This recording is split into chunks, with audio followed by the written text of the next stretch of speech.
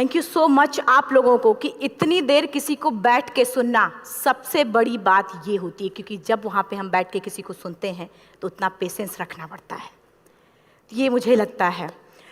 और एक्चुअली मैं 26 साल की हूँ। 2011 में चलती ट्रेन से मुझे कुछ बदमाशों ने, मैं वॉलीबॉल चैंपियन भी रह चुकी हूँ, 2011 में चलती ट्रेन से मुझे बदमाशों ने एक गोल्ड चेन पहनी थी, चलती ट्रेन से मुझे उठा के बाहर फेंक दिया था। लखनऊ से दिल्ली आ रही थी मैं। कंपार्टमेंट में बहुत सारे, जनरल कंपार्टमेंट था, बहुत सारे लोग थे, किसी ने मना नहीं किया। एक प्लेयर का जो स्पिरिट होता है वो अपने आप, जब कोई छीनने की कोशिश करता कुछ भी, वो देता नहीं है। तो मेरे में भी था, मैंने मना किया और उन्होंने मुझे चलती ट्रेन से, वो 4-5 थे, उन्होंने बाहर फेंका। दुर्भाग्य ये था कि उसी समय दूसरी ट्रैक से ट्रेन आई और मैं उस ट्रेन में टकराई, फिर नीचे गिरी, दोनों ट्रेनें निकल गईं। कुछ देर बाद मैंने हाथ को ऐसे रख के उठने की कोशिश किया तो देखा कि मेरा पैर कट चुका था। थाई को उठा के देखा, मेरा पैर ऐसे जीन्स में लटका हुआ था, ब्लड फोर्सफुली निकल रहा, दूसरे पैर की हड्डियाँ टूट टूट के बाहर निकल चुकी थी। पूरी रात मैं चिल्लाती रही ट्रैक पे, छोटे छोटे पत्थर होते ऐसे चिल्लाती रही कि कोई बचा ले, कोई नहीं आया बचाने। और जब पूरी रात चिल्लाते चिल्लाते इतना कि मुझे दिखाई भी देना बंद हो गया, जब ट्रेन आता था तो वाइब्रेट होता था। इतना ही नहीं, फ्री का इनविटेशन भी लोगों को मिल गया था, कुछ लोगों को। ट्रैक पे आपने ट्रेन की ट्रैक पे छोटे छोटे चूहे देखे होंगे, मेरे कटे हुए पैर पे आग के मेरे पैर कुतर रहे थे। मैं ब्रेन कॉन्शियस मेरा पूरा काम कर रहा था मेरे, लेकिन बॉडी में कोई भी मूवमेंट नहीं था। पूरे पल में वही चीज़ें सोच कि कैसे मैं अपने आप को कैसे बचा पाऊँ। लेकिन करीब पूरी रात ऐसे बीता। सुबह गांव वालों ने मुझे बरेली डिस्ट्रिक्ट हॉस्पिटल यूपी में है, वहाँ पे हुआ था ये। सुबह गांव वालों ने मुझे उठाया, डिस्ट्रिक्ट हॉस्पिटल ले जाके रखा। तो फार्मासिस्ट, डॉक्टर, सीएम, जितने लोग थे आपस में बातें कर रहे, अरे हमारे पास तो एनेस्थीसिया नहीं है, ब्लड नहीं है, इसका इलाज शुरू करें तो हम कैसे करें। मुझे भी नहीं दिखाई तो नहीं, लेकिन मेरा सुनाई दे रहा था सब कुछ वहाँ पे। कहाँ से हिम्मत आई मुझ में, मुझे भी नहीं पता। मैंने बोला वहाँ पे कि सर जब मेरा पूरा पैर कटा, तब मैंने इतनी देर रेलवे ट्रैक पे थी, मैं उस चीज़ को बर्दाश्त किया, तो अभी तो आप मेरे अच्छे के लिए मेरे पैर काटेंगे। शायद आपको यकीन नहीं होगा, या फिर कभी आप लोगों ने ये चीज़ नहीं देखी, कोई डॉक्टर या फार्मासिस्ट अपना ब्लड दे के किसी पेशेंट को बचाया।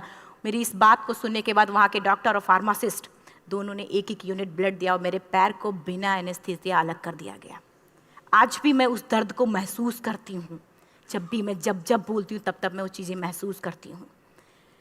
उसके बाद जब बात मीडिया में आई, लोगों को पता चला कि रिमा नेशनल प्लेयर है, KGMC king George medical college Lucknow में एडमिट करा, लखनऊ से फिर sport minister, AIIMS trauma centre Delhi.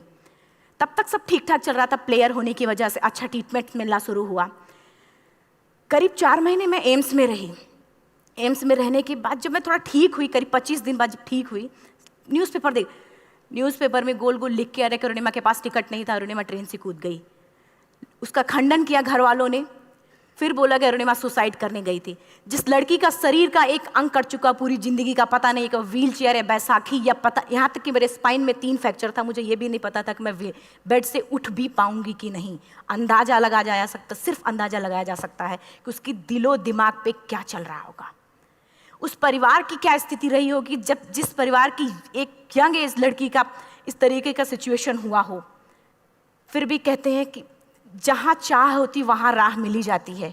AIIMS के हॉस्पिटल के बेड पे मैंने डिसाइड किया, क्योंकि अपनी बातें हम चिल्ला चिल्ला के करें, वो सिस्टम की इतनी हाई लेवल की बातें हो रही थी कि हम एक मध्यम वर्गीय फैमिली से थे, हम अपनी बातें चिल्ला चिल्ला के कह रहे थे, लेकिन कोई नहीं सुन रहा था।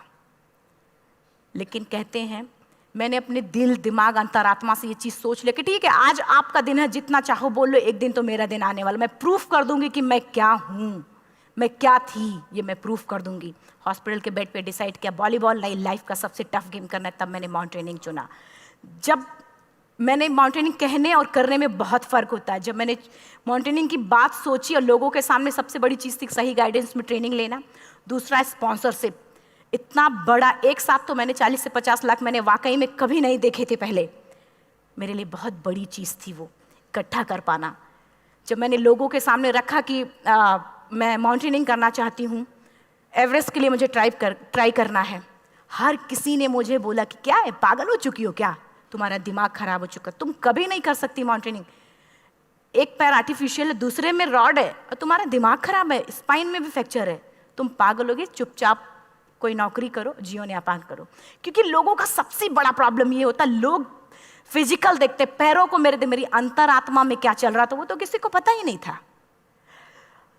मुझे लगता है कि आज यहाँ पे मैं भी सुबह से देख रही हूँ, इतने अच्छी अच्छी चीज़ें मैंने सीखी यहाँ पे। बहुत बड़े बड़े स्पीकर को शायद आप लोगों ने भी सुना, आज मैं भी आपको यहाँ पे कि चाहे जितना मोटिवेट करूँ, चाहे जितना चीज़ें मैं बताऊँ, लेकिन मुझे लगता है सबसे बड़ा मोटिवेटर कौन होता, आप खुद। जिस दिन किसी भी लक्ष्य के प्रति आपकी अंतरात्मा जाग गई, आपको कोई नहीं रोक सकता उस लक्ष्य को पाने में। ये मैं किताब से बातें नहीं बोल रही हूँ, ये मैं एक एक पल मैंने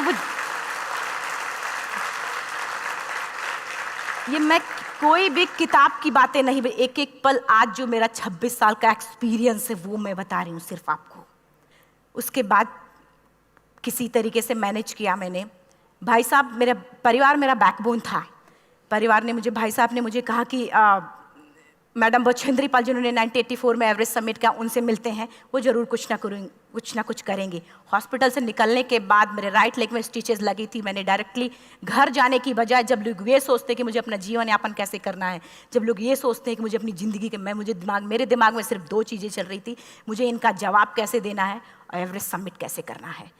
फर्स्ट तुरंत गए बछेंद्री मैम के पास। जब मिले, मैम ने फर्स्ट टाइम जब मुझे देखा तो उन्होंने कहा, अरुणिमा, उनकी आंखों में आंसू आ गए। उन्होंने बोला, अरुणिमा, तूने ऐसी हालात में एवरेस्ट जैसे दुरूह पहाड़ के बारे में सोचा तो तूने अपने अंदर तो एवरेस्ट फतह कर लिया, अब तो सिर्फ लोगों के लिए। मेरे परिवार को छोड़ के बाहर की पहली ऐसी महिला थी जिन्होंने मुझ पे भरोसा किया था कि हाँ अरुणिमा, तुम कर सकती हो। मेरे लिए वही बहुत बड़ी चीज़ थी। प्लानिंग भी कर ली, मैम भी मिल गई, सब हो गया। लेकिन जब उतरते हैं फील्ड में तब पता चलता कि हम क्या हैं। रोड हेड से मैं पहुंच गई। मैडम ने कहा कि ठीक है, तुम्हारे कहने, तुम्हारे सोचने से कुछ नहीं होगा, अरुणिमा प्रूफ करो कि कर सकती हो। मैंने कहा बस एक मौका चाहिए मुझे। वाकई में जब मैं माउंटेन में पहुंची, रोड हेड से बेस कैंप लोगों को 2 मिनट लगता था, मुझे 3-3 घंटे लगते थे, क्योंकि मेरे राइट लेग की हड्डियां भी नहीं जुड़ी थी। लेफ्ट मेरा आर्टिफिशियल लग चुका था, लेकिन स्टंप एकदम रेड, उसका मतलब घाव एकदम नए थे। मैं अगर पैर रखती थी तो मेरे पैर से जोर से अगर दबा देती थी तो पैर से मेरे ब्लड आने लगता था। सारे लोग नॉर्मल थे वहाँ पे। हर कोई ये बोलता कि एक पीक के लिए जाते थे तो हर कोई मुझे ये बोलता कि अरुणिमा तुम धीरे धीरे आओ। मेरे दिमाग में हर बार यही बात चलती थी कि क्या है, मैंने एवरेस्ट का प्लान किया, मैं इनके बराबर भी नहीं चल पा रही हूँ। खुद से संकल्प लिया कि कोई बात नहीं, एक दिन ऐसा आएगा कि मैं इनसे पहले जाऊँगी। और आपको शायद यकीन ना हो, आने वाले 8 महीने बाद पूरा का पूरा वेट उठा के बेस कैंप से साथ निकलते और टॉप पे पहले पहुंचते। ऐसे करके देखते थे कि अरे ये लोग तो पीछे। खुशी होती थी। उससे भी ज़्यादा मुझे खुशी तब होना शुरू हुआ जब वो सारे लोग आके मुझसे ये पूछते, मैडम खाते क्या हो, बता दो, पैर नहीं है फिर भी कैसे चलते हो। उसके बाद पूरा मुझे स्पॉन्सरशिप मिला। मैं जब एवरेस्ट के लिए गई, मेरे लिए सबसे बड़ा, एवरेस्ट की जर्नी में मेरे सबसे बड़ा चैलेंज यही था कि दूसरे को समझा पाना। मैं नहीं समझा पाती कि भाई मैं कर सकती हूँ। जब मैं एवरेस्ट के लिए गई, शेरपा होता, शेरपा को जब ये बात पता चला कि मेरा प्रोस्थेटिक लेग है, आर्टिफिशियल लेग है, दूसरे में रॉड, बोला नहीं ले जा सकता, इसकी वजह से तो मेरी भी जान जाएगी। मैडम ने, हमने सबने कन्विंस किया किसी तरीके से। मन वाकई में जो टीवी में हम और उसमें फोटोज़ में देखते हैं, ब्लू और ग्रीन आइस, हिला देने वाला होता। जितना सुंदर दिखता उतना ही हिला देने वाला होता। जब मैं हमारे ग्रुप में 6 लोग थे, रॉकी एरिया तक मैं सबसे पहले थी, लेकिन जैसे ही मैं ग्रीन और ब्लू आइस में गई, मेरा आर्टिफिशियल लेग स्लिप कर जाता था। फ्रंट पॉइंटिंग से, जब मैं फ्रंट क्रैम्पोन से फ्रंट पॉइंटिंग मारती थी, लेफ्ट से पेन होता था तब भी करते, लेकिन आर्टिफिशियल जैसे फ्रंट पॉइंटिंग मूव हो जाता, मेरा पैर ही मूव हो जाता था। शेरपा मुझे बोला नहीं हो सकता अरुणिमा, ज़बरदस्ती मत करो। मैंने कहा कुछ नहीं, ये मेरा पैर है, मैं जानती हूँ कैसे चलेगा। फाइनली 1, 2 बार, 3 बार करने, 4 बार, 5 बार होल्ड हो जाता था। आइस थोड़ा टूट के निकलता था तो मैं वहाँ पैर रख के जाती थी। कैंप 3 तक ठीक था, प्रॉपर एक्लेमेटाइज किया अपने आप। कैंप 3 तक जनरली गए। बात जब कैंप 3 के ऊपर की होती है, साउथ कोल समिट, अच्छे माउंटेनियर, अच्छे दिलेर के हौसले धरे के धरे तब रह जाते हैं जब अपनी आंखों के सामने किसी को मरता देखता है, और दिमाग में बात, जब जिसको डिसीजन मेकिंग, और जब दिमाग में बातें जब ये आने लगती हैं कि अरे जिस चीज़ के लिए हम जा रहे हैं उसी चीज़ के लिए आदमी मर रहा है, इसी चीज़ के लोग लिए मर चुके हैं। रात में क्लाइंबिंग, ज़्यादा से ज़्यादा माउंटेनिंग रात में की जाती है क्योंकि वेदर शांत होता है। जब मैं रात में निकली साउथ कोल से, कैंप 4 से, मेरी हेडलाइट जिधर ही हेडलाइट जा रही थी उधर ही डेड बॉडीज़ मुझे नज़र आ रही थी। मेरे रोंगटे खड़े हो रहे थे, मुझे समझ में नहीं आ रहा था कि मैं करूं तो क्या करूं। इतना ही नहीं, मैं जिस रोप में थी उसी रोप में जब मैं आगे जा रही हूँ और एक बांग्लादेशी, उनका हाथ हल्का हल्का ऐसे हिल रहा, मुंह से आवाज़ आ रही थी। मैं एक्सप्लेन नहीं कर सकती मुझे कितना डर लग रहा था। बार बार ये बार बार मन में आती, इसका ऑक्सीजन खत्म हुआ है, ये मर चुका है लास्ट सिचुएशन में, और हम कुछ नहीं कर पा रहे हैं, क्या करें। उसके बाद मैंने 10 से 15 मिनट सिर्फ मैं वहाँ खड़ी रही। मैंने सिर्फ इतना बोला कि अगर आप सभी में से सभी ने एवरेस्ट सबमिट कर लिया तब तो ठीक है, अगर नहीं सबमिट किया है मैं सबके लिए एवरेस्ट सबमिट करूँगी और जिंदा वापस जाऊँगी। क्योंकि जैसा हम सोचते हैं हमारी बॉडी उसी तरीके से जनरेट करना शुरू करती है। मैंने डेड बॉडी, क्योंकि जा ही नहीं सकते थे किनारे से, उसी रोप में वो एंकर है, डेड बॉडी को लांगी और लांग के जाना शुरू किया। हिलेरी स्टेप साउथ समिट के करीब जब मैं खुद पहुंची, मेरे शेरपा ने एक जोर से झटका मुझे दिया कि अरुणिमा वापस चलो, तुम्हारा ऑक्सीजन खत्म हो रहा है। हिलेरी स्टेप के बाद एवरेस्ट समिट है, थोड़ा चलने के बाद एवरेस्ट समिट है। अगर कोई आपसे ये बोले, आप अपने टारगेट के इतने करीब हो, अगर कोई आपसे ये बोले कि अरुणिमा वापस चलो, कैसा लगता है? मैंने भी यही बोला, सर क्या बोल रहे हो आप, मैं नहीं जाऊंगी वापस। बोला अरुणिमा जिंदगी रही, दोबारा ट्राई करना और एवरेस्ट समिट हो जाएगा दोबारा तुम्हारा। मैंने कहा नहीं, ये आप जिंदगी में गोल्ड चांस बार बार नहीं आते, लाइफ में कभी कभी आता है, ये आपके ऊपर आता, आप उसको पकड़ के रखते हो या फिर छोड़ देते हो। मैं अपना गोल्ड चांस कभी नहीं, क्योंकि मैं जान रही थी मुझे स्पॉन्सरशिप बहुत मुश्किल से मिला, एक बार अगर मैं छोड़ देती दोबारा मुझे कभी नहीं मिलता। मैं बहुत अच्छी तरीके से जानती थी। मेरा फाइनली मुझे बछेंद्री मैम ने भी एक बार बात समझाई थी, मेरी माँ ने मुझे एक बात बताया था कि लाइफ में कभी कभी सिचुएशन ऐसी आती है जब सिर्फ आप अकेले होते हो, डिसीजन सिर्फ आपको लेना होता है। जहाँ पे भी होना, खड़े होकर हल्का सा पीछे मुड़कर देखना और ये सोचना कि आप एक एक कदम चल के यहाँ तक पहुँचे हो, सिर्फ अपना एक कदम आगे बढ़ाना, तुम देखना कुछ देर बाद तुम टॉप पे होगी। मेरे दिमाग में उनकी बातें वीडियो की तरह चल रही थी और सिर्फ एवरेस्ट का टॉप चल रहा था। मैंने शेरपा को पहले कन्विंस करने की कोशिश की कि भाई चल, कुछ नहीं होगा भाई चल। फाइनली जब वो नहीं माना, मैंने एक कदम आगे बढ़ाया, डिसीजन लिया कि नहीं जाना ही जाना है। आगे बढ़े, करीब 1 से 1.5 घंटे बाद मैं टॉप पे थी। और इतना ही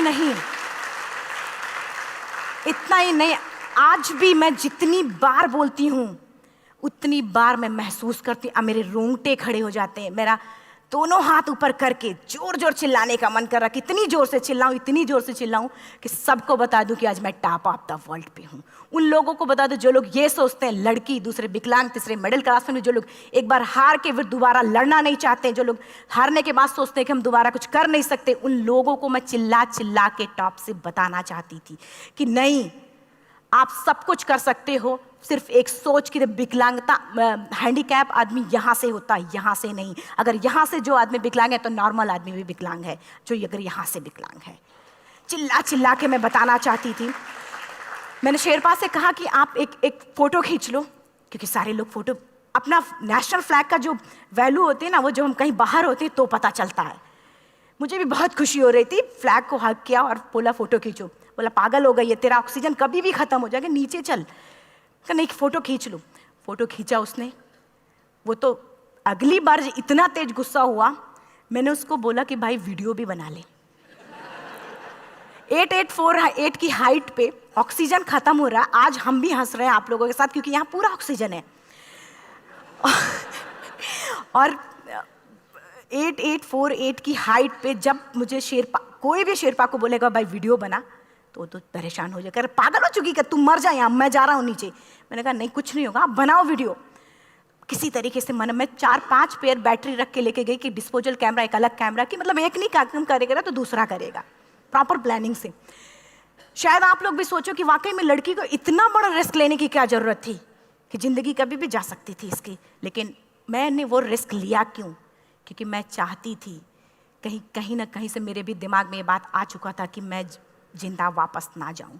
मैं चाहती थी कि अगर मैं जिंदा ना जाऊं तो ये वीडियो मेरे इंडिया शेरपा से मैंने यही बात बोली, ये वीडियो अगर मैं जिंदा नहीं जाती हूँ, ये वीडियो मेरे इंडिया पहुँचा देना, मेरे यूथ तक चला जाएगा। क्योंकि मैं चाहती थी कि 11 अप्रैल 2011 को मेरा एक्सीडेंट हुआ, 21 मई 2013 10:55 पे मैं टॉप ऑफ द वर्ल्ड पे थी। ऑलमोस्ट 1 से 2 साल के अंदर कैसे यहाँ से मैंने ये चीज़, मैंने कभी भी कामयाब होने के, मेरी वो जिंदगी बन चुकी थी, मेरा जुनून बन चुका था, मेरा पैशन मेरा जिद बन चुका था। वो मेरा सोते उठते बैठते सिर्फ मुझे एवरेस्ट दिखाई जाए। और मुझे लगता है किसी को भी अगर अपना लक्ष्य पाना है, यहाँ से अगर वो पागलपन जब तक नहीं आएगा तब तक नहीं होगा। वो फाइनली उसने वीडियो बनाया। आप बोल रहे फटाफट अरुणिमा नीचे भागो। जब मैं टॉप पे थी तो कुछ लोग और भी थे, लेकिन 10:55 पे मैंने एवरेस्ट समिट, 11 बजे के बाद अगर कोई अटैम्प्ट करने की कोशिश करता है उसको सुसाइड अटैम्प्ट बोलते हैं। जैसे ही मैं नीचे चलना शुरू की, मैंने कहा भाई हाँ चल नीचे चलते हैं। ज़्यादा से ज़्यादा मौतें नीचे आते वक्त होती हैं एवरेस्ट पे। जब मैं नीचे आ रही हूँ, थोड़ा दूर ही मैं नीचे चली थी, मेरा ऑक्सीजन पूरी तरीके से ख़त्म। सिर्फ अंदाज़ा लगाया सकता कि जब ऑक्सीजन ख़त्म हुआ क्या परिस्थिति रही होगी। मैं ऐसे नीचे गिर गई और शेरपा मुझे बोल रहा कि अरुणिमा मुझे यकीन नहीं था कि तू एवरेस्ट सबमिट कर पाएगी, लेकिन फिर भी तूने किया। मैं चाहता हूँ कि अरुणिमा जिंदा चल, तू वापस उठ, खड़ी हो। मुझे खड़ा करने की वो कोशिश कर रहा था बार बार, मैं खड़ी नहीं हो पा रही थी, वाकई में दम ही नहीं था। लेकिन फिर भी कहते हैं कि जैसे हमारे नियम होते हैं वैसे ऊपर वाले के भी नियम हैं। उसकी लिस्ट में जब मेरा नाम नहीं है तो वो मुझे नहीं ले जा सकता। अगर दूसरी चीज़, मेरा कॉन्सेप्ट एकदम क्लियर हो चुका था। जब रेलवे ट्रैक पे मैं थी, रेलवे ट्रैक पे 7 घंटे में पड़ी थी, 49 ट्रेन अप डाउन हुई थी, तो मेरा कॉन्सेप्ट एकदम क्लियर हो चुका था। इसका मतलब है कि ऊपर वाले ने अगर मुझे कुछ बचाया है तो कुछ ना कुछ इतिहास रचने के लिए बचाया है। मैंने पॉजिटिव तरीके से सोचा। और उसी समय एक ब्रिटिश क्लाइंबर नीचे से ऊपर आ रहा था और उसके पास 2 ऑक्सीजन, तो उसने एक को वहीं फेंका और दूसरे को लेके नीचे जाना शुरू किया क्योंकि वेदर ख़राब था। मेरा शेरपा मुझे एंकर किया और जाने लगा नीचे, और वो फटाफट उसको लेके आए, मुझे लगाया। उसने बोला अरुणिमा तू बहुत लकी है कि तुझे यहाँ पे ऑक्सीजन मिला है। वाकई में ऊपर वाला भी चाहता है कि तू जिंदा रहे। वो मुझे बार बार लकी लकी बोल रहा था। शायद आप लोग में से भी कोई होगा कि जो लक और भाग्य जैसी चीज़ों पे यकीन करता हो, या पता नहीं भी। मैं किसी की भावनाओं को ठेस नहीं पहुंचाना चाहती, लेकिन मैं इन किसी भी चीज़ों पे भरोसा नहीं करती, क्योंकि मेरा मानना है कि लक भी उसी का साथ देता है जिसके अंदर जीतने का जज्बा है। अगर आपके अंदर जीतने का जज्बा नहीं है, चारों तरफ सिर्फ बहाने होते हैं, सिर्फ बहाने, इतना सारा एक्सक्यूज़ होता है। शायद मैं भी अगर वापस आ गई होती तो मैं बोल देती मेरा ऑक्सीजन खत्म है, कोई मुझसे पूछने ना बछेंद्री मन, ना मेरा परिवार, कोई भी मुझे पूछने नहीं आता। लेकिन क्या कभी मैं अपने आप को समझा पाती? कभी नहीं। फाइनली जो भी था, लक भाग्य किस्मत में नीचे आ रही थी, बहुत खुश थी। माउंटेन, डेड बॉडीज, मेरा शेरपा, ये लोग थे। मैं किसी से शेयर भी नहीं कर पा रही थी कि अरे मैंने एवरेस्ट सबमिट किया, किसी से शेयर भी नहीं कर पा रहे थे। फटाफट मैंने नीचे हील मार के, हमारे से हील मार के नीचे आ रहे थे। एकाएक मेरा प्रोस्थेटिक लेग, पूरा का पूरा लेग ही निकल गया। -60 डिग्री तक टेम्परेचर डाउन हो जाता है एवरेस्ट पे।